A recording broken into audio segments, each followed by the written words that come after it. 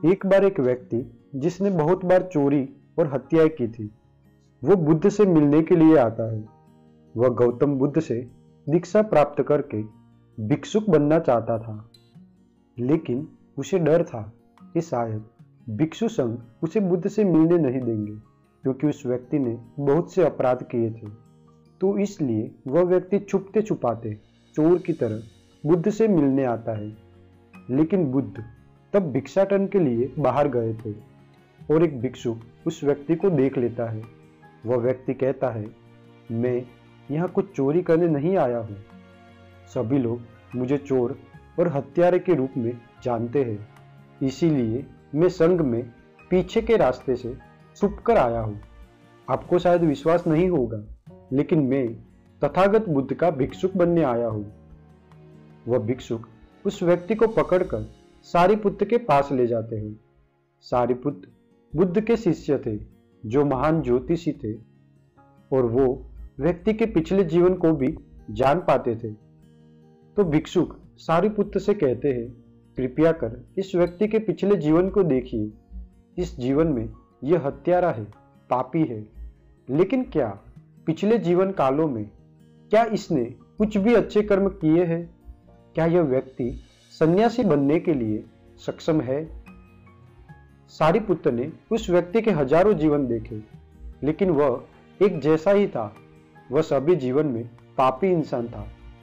कहते हैं, सारिपुत्त भी यह देखकर चौंक गए और कहा, यह व्यक्ति बहुत ही भयानक है। हजारों जीवन में भी यह पाप ही करता रहा है। यह असंभव है। इस व्यक्ति में बदलाव होना असंभव है। स्वयं बुद्ध भी शायद कुछ नहीं कर पाएंगे। वह व्यक्ति यह सुनकर रोने लगा और रोते रोते संघ से बाहर जा रहा था।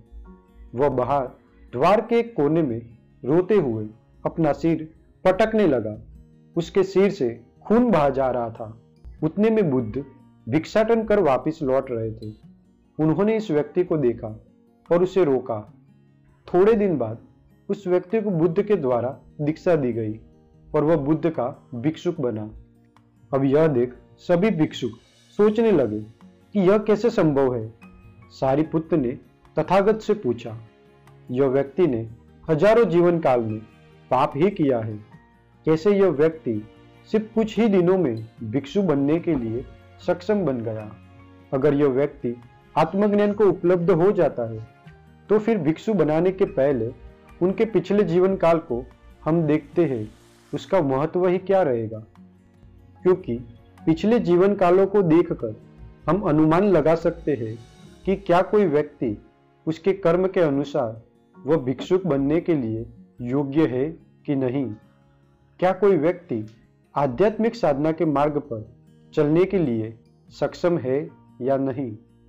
बुद्ध ने उत्तर देते हुए कहा, सारिपुत्त, तुमने उस व्यक्ति के भूतकाल को देखा, लेकिन तुम उस व्यक्ति के भविष्य को नहीं देख पाए।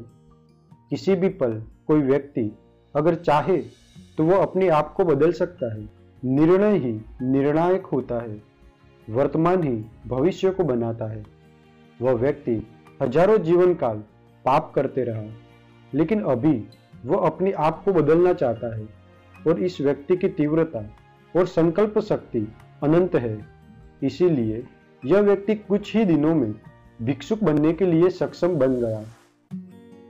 कहानी का बोध यह है कि हम कितने ही समय से बुरे कृत्य करते आए हैं, लेकिन हम चाहे तो अपना जीवन अभी बदल सकते हैं। अगर हमारे भीतर पर्याप्त संकल्प शक्ति और अपने भीतर के आयामों पर कार्य करने की तीव्रता है तो